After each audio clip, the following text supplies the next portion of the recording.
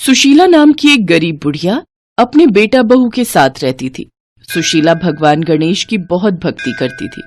रोजाना नियम से वो गणेश जी की पूजा करती थी। उसके घर में सब कुछ ठीक चल रहा था। हर साल सुशीला गणेश चतुर्थी आने पर भगवान गणेश की स्थापना करती थी। गणेश चतुर्थी उत्सव मनाती थी। इस बार भी गणेश चतुर्थी उत्सव आने वाला था। सुशीला हर बार की तरह इस बार भी त्योहार के लिए तैयारी करने के बारे में सोच रही थी, पर क्या हुआ? तुम्हारा चेहरा क्यों उतरा हुआ है? अनीता रोशनलाल जी दुकान खाली कर रहे हैं। उन्होंने हम सभी नौकरों को नौकरी से निकाल दिया है। वो अपने बेटा बहू के पास कनाडा शिफ्ट हो रहे हैं। अचानक से सारा काम छूट गया। समझ नहीं आ रहा है। आसपास सभी दुकानों पर लड़के लगे हुए हैं, कोई भी नौकरी देने को तैयार नहीं है। फिर तो बड़ी परेशानी हो जाएगी। बच्चों के स्कूल की फीस, मकान का किराया भी सिर पर आया हुआ है। कैसे करोगे तुम फिर? अरे बहू, अभी तो आया है, सांस तो लेने दे बेटा। चिंता मत कर, भगवान गणेश पर विश्वास रख, वो सब ठीक करेंगे। कोई ना कोई रास्ता जरूर निकल आएगा। अचानक ही सुशीला के पूरे परिवार पर दुखों का साया मंडराने लगा। राकेश को कहीं भी काम नहीं मिल रहा था। वो बिल्कुल बेरोजगार हो गया था। अभी इसी चिंता से वो दूर नहीं हुए थे कि अचानक एक विपदा उन पर और आ गई। राकेश चिंता में सोचता हुआ सड़क पार कर रहा था कि अचानक एक गाड़ी उसे ठोकर मार गई, जिससे राकेश के माथे पर चोट आ गई। अब परेशानी यह थी कि राकेश जब तक ठीक नहीं हो जाता तब तक वो काम पर नहीं जा सकता था। माँ जी, सबने राशन और सामान देने से साफ मना कर दिया है। उधार कोई भी नहीं देने को तैयार। कैसे चलेगा सब कुछ? सुबह से बच्चों ने भी कुछ नहीं खाया है। चिंता मत कर बहू, भगवान गणेश पर मुझे पूरा विश्वास है। वो हमारे सब्र की परीक्षा ले रहे हैं और उस परीक्षा में हमें पास होना है। मेरा विश्वास उन पर से कभी नहीं हटेगा। अगर हमारे जीवन में दुख आए हैं तो सुख भी लौट कर आएंगे। सुशीला को भगवान गणेश पर पूरा विश्वास था कि वो उसके जीवन में आए सभी संकट दूर कर देंगे। सुशीला ने गणेश चतुर्थी की पूजा की, भगवान गणेश को चीनी का भोग लगाया और काम की तलाश में निकल गई। सुशीला ने हर जगह काम पूछा, पर कोई भी उसकी उम्र देखकर काम देने को तैयार नहीं हुआ। भैया, कोई काम मिलेगा? मेरे घर में बहुत परेशानियां चल रही हैं। मुझे कुछ काम मिल जाएगा तो थोड़े पैसे आ जाएंगे। आपकी बड़ी मेहरबानी होगी। अम्मा जी, ये राशन की दुकान है, यहाँ पर आपके लिए कोई काम नहीं होगा। और वैसे भी मैं यहाँ का मालिक नहीं हूँ। मालिक अभी थोड़ी देर में आएंगे और तुम्हारी उम्र देखकर तो वो काम देंगे ही नहीं। अरे अम्मा, जाओ यहाँ से, रास्ता रोककर क्यों खड़ी हो? रघु, अरे रघु, तुझे कितनी बार मना किया है? दुकान पर कोई भी भिखारी मांगने के लिए आए तो साफ मना कर दिया कर। आजकल चोर बहुत हो गए हैं। जाओ अम्मा यहाँ से, काम का टाइम है। बेटा, मैं कोई भिखारी या चोर नहीं हूँ। मैं तो काम की तलाश में निकली हूँ। कोई बात नहीं बेटा, मैं जा ही रही हूँ। सुशीला की आंखों में आंसू आ जाते हैं। उस दुकानदार की बात सुशीला के मन को लग जाती है। वो बेचारी तो काम के लिए निकली थी, पर आज उसे ये सब सुनना पड़ रहा था। चलते चलते सुशीला थक गई थी। वो सड़क के किनारे बैठ जाती है। वहीं पास में बने एक बेंच पर एक औरत बैठी थी और वो मोबाइल फोन पर बातें कर रही थी। ननद जी, तुम तो जानती ही हो कि मुझे मोदक बनाने नहीं आते। पहली बार गणेश चतुर्थी पूजा रखी है। सोच रही थी घर में शुद्ध देसी घी के साफ शुद्ध मोदक बनवा ली थी, पर कोई लेडी मिल ही नहीं रही है जो रोजाना सुबह प्रसाद के लिए मोदक बना दे। चलो मैं रखती हूँ, देखती हूँ फिर बाजार से ही ले लूंगी। बेटा, बुरा ना मानो तो मैंने तुम्हारी बातचीत सुन ली थी। मुझे काम की तलाश थी।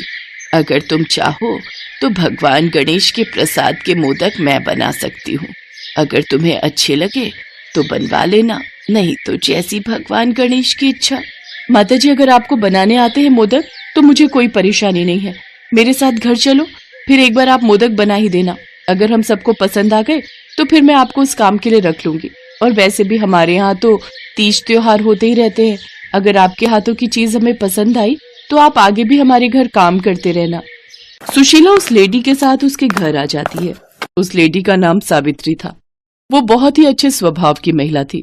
काफी बड़ा परिवार, अच्छा खानदान। उनके घर में गणेश चतुर्थी का बहुत भव्य आयोजन चल रहा था, पर सावित्री को घर में ही मोदक बनवाने थे। सुशीला बहुत ही स्वादिष्ट मोदक बनाकर तैयार करती है। माताजी, आपने मोदक बहुत ही स्वादिष्ट बनाए हैं। अब तो आपका काम यहाँ पर पक्का हो गया समझो। मोदक सबको बहुत पसंद आए हैं। आप रोजाना ही सुबह आकर समय पर मोदक और बाकी पकवान बना दिया करो। ये लो माताजी, मुझे पता है आपको पैसों की जरूरत थी, मैं आपको एडवांस रुपए दे रही हूँ। आपको भी तो घर के लिए सामान खरीदना होगा। अच्छा, आप ये मोदक लेते जाओ, घर में सबको प्रसाद दे देना। शुक्रिया बेटा, भगवान गणेश तुम्हें हमेशा सुखी रखें। मैं कल समय पर आ जाऊंगी। सुशीला मन ही मन भगवान गणेश को धन्यवाद कहती है और वो पैसे और प्रसाद लेकर घर पहुंचती है। सुशीला घर में सबको बताती है और मोदक का प्रसाद देती है। सब लोग बहुत खुश थे। सुशीला की बहू अनीता उन पैसों से घर का राशन और सामान ले आती है और अगले दिन से सुशीला सावित्री के घर काम पर जाने लगी। सावित्री को जब पता चला कि सुशीला का बेटा राकेश भी काम ढूंढ रहा है तो उसने अपने पति से कहा, सुनिए, आपको दुकान के लिए एक लड़के की जरूरत थी ना? माताजी का बेटा नौकरी ढूंढ रहा है। कुछ समय पहले उसके माथे पर चोट आई थी जिस कारण वो घर पर था। अब उसकी तबीयत में भी सुधार हो गया है। मैं सोच रही थी आप उसे ही अपनी दुकान पर काम दे दो। बेचारे बड़े भले लोग हैं और माताजी को तो आप बहुत समय से जानते हो। गणेश चतुर्थी के दिनों में उन्होंने सुबह सुबह प्रसाद के मोदक बनाए। बहुत सीधी है, जो काम कहो फट से कर देती हैं, कभी मना नहीं करती जब बुलाव आ जाती है। ठीक है सावित्री, तुम माताजी को बोल देना कि अपने बेटे को दुकान पर भेज देंगी। मैं उसे काम समझा दूंगा और पगार भी तय कर लूंगा। ऐसे धीरे धीरे भगवान गणेश के आशीर्वाद से सुशीला की परेशानियां दूर हो गई। राकेश को भी काम मिल गया और सुशीला भी सावित्री के घर में खाना बनाने का काम करने लगी। सुशीला का विश्वास जीत गया था। वो जानती थी कि उसके परिवार पर आने वाले हर संकट को भगवान गणेश अवश्य दूर कर देंगे और यही हुआ। सुशीला के परिवार पर आए हुए सारे संकट भगवान गणेश ने दूर कर दिए थे। गोमती नाम की एक बूढ़ी औरत अपने छोटे बेटे सुदर्शन और बहू ममता के साथ रहती थी। गोमती का बड़ा बेटा और बहू एक सड़क हादसे में इस दुनिया से चले गए। उस समय पोती खुशी गोमती के पास घर पर थी। अब इस दुनिया में गोमती की पोती खुशी का अपनी दादी के सिवा कोई नहीं था, क्योंकि खुशी के चाचा चाची स्वभाव के बहुत खराब थे। चाची, दादी की तबीयत बहुत खराब है, आप दादी से काम मत करवाओ, दादी को बुखार है। चल हट, बड़ी आई दादी की सगी। ओ बुढ़िया, अभी तक तेरे से बर्तन नहीं धुले? कपड़े कब धोएगी फिर? बस धुल गए बहू, शरीर बहुत दुख रहा था, तबीयत बिल्कुल ठीक नहीं है। रोज रोज का बीमारी का बहाना यहाँ नहीं चलेगा। तुझे और तेरी पोती को घर में रहने की जगह दी है। शाम को मेरी माँ और बहन मुझसे मिलने आ रहे हैं। इसके बाद रसोई में जाकर उनका खाना बनाना, समझी? और साथ में अपनी पोती को भी लगा, सारा दिन इधर उधर घूमती रहती है। दादी लाओ, मैं आपकी मदद करूं। आपकी तबीयत ठीक नहीं है। दादी, चाची बहुत बुरी है। चाची आपको कितना तंग करती है, आपसे कितना काम करवाती है। मेरी बच्ची, तू इतने छोटे छोटे हाथों से कैसे काम करेगी? रहने दे बिटिया, मैं कर लूंगी। गोमती और खुशी की आंखों में आंसू आ जाते हैं। खुशी जानती थी कि उसकी दादी की तबीयत बहुत खराब है, पर वो छोटी बच्ची क्या कर सकती थी। शाम के समय ममता की माँ और बहन रहने आ जाती है। ममता के बच्चों के लिए वो खिलौने और खाने पीने की चीजें लाई थी। खुशी बच्चों को खिलौनों के साथ खेलता देख लेती है और वो उनके पास जाती है। तभी ममता की बेटी महिमा के हाथ से गुड़िया टूट जाती है और वो खुशी पर दोष लगाने लगती है। नानी देखो ना, मौसी देखो ना, खुशी ने मेरी गुड़िया तोड़ दी। ममता, ये लड़की तो बड़ी शैतान है।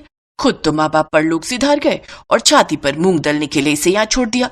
बताओ जरा, इतनी महंगी गुड़िया लाई थी मैं महिमा के लिए और इस लड़की ने पल भर में तोड़ दी। हाँ दीदी, ये तो बहुत गलत बात है। तुम इसे सबक क्यों नहीं सिखाती हो कि आज के बाद ये ऐसा कुछ ना करे? देखती जाओ, मैं इसे अभी सीधा करती हूँ। बिट्टू, जरा सामने से डंडा तो लाना। ममता डंडे से खुशी की पिटाई करने लगती है। खुशी बचाओ बचाओ चिल्लाने लगती है। ममता बहू, रहने दे, बेचारी मासूम बच्ची है, इसे मत मार। ममता, मैं तेरे आगे भीख मांगती हूँ, इसे छोड़ दे। सुदर्शन बेटा, अच्छा हुआ तू आ गया।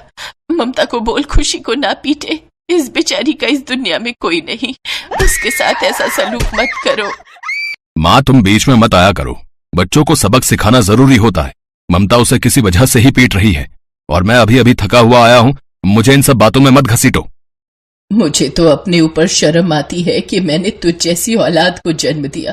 तू अपने भाई की बच्ची के साथ इतना बुरा सलूक होते हुए देखता रहता है। भगवान के घर देर है अंधेर नहीं, मत करो पाप। ममता का गुस्सा खुशी को पीटने के बाद ही ठंडा होता है। उस रात खुशी और गोमती बहुत रोए और उधर ममता अपनी माँ और बहन के साथ खूब खिलखिलाकर पूरी रात मजे करती रही। अगले दिन गोमती की उठने की भी हिम्मत नहीं थी। गोमती की तबीयत बहुत ज्यादा खराब हो गई थी। गोमती ने सुबह से कुछ नहीं खाया था। वो भूखी प्यासी घर के काम करती रही, पर ममता ने उस पर जरा सा भी तरस नहीं किया। चाची, दादी माँ ने सुबह से कुछ नहीं खाया है, उन्हें कुछ खाने के लिए दे दो। तो मैं क्या करूं? हम सब घूमने जा रहे हैं, घर में कुछ नहीं है खाने को। रसोई को मैं ताला लगा कर जा रही हूँ। भूखे मरो या कहीं चले जाओ, पर मेरा दिमाग मत खाओ।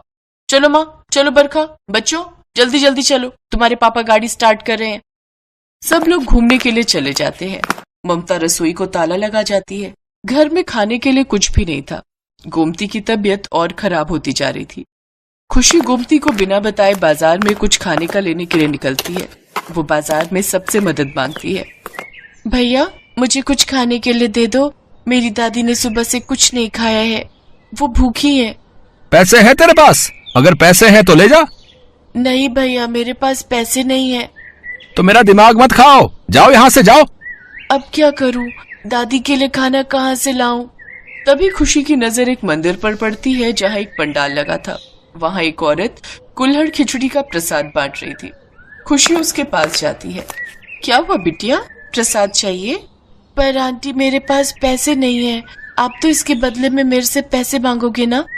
नहीं बिटिया, भगवान के मंदिर में जो प्रसाद बांटा जाता है उसके पैसे नहीं होते, ये तो मुफ्त में मिलता है। मुझे किसी ने भी बिना पैसों के खाना नहीं दिया। मेरी दादी ने सुबह से कुछ भी नहीं खाया है। आंटी, वो सुबह से भूखी हैं, उनकी तबीयत भी बहुत खराब है। चाचा चाची सब घूमने चले गए। खुशी के आंसू देखकर वो औरत जिसका नाम मालिनी था वो भी भावुक हो जाती है। मालिनी एक ऐसी संस्था चलाती थी जिसमें औरतों को रोजगार मिल सके। मालिनी कुल्हड़ खिचड़ी बनाने का कार्य करती थी। पूरे सप्ताह अलग अलग मंदिरों में कुल्हड़ खिचड़ी बनाकर बंटवाना, यही उनकी संस्था का कार्य था। ये काम मालिनी पिछले 5 वर्षों से करती आ रही थी। अब मालिनी का परिवार भी इसमें सहयोग देता था। मालिनी पैसे वाली होने के साथ साथ दयालु स्वभाव की थी।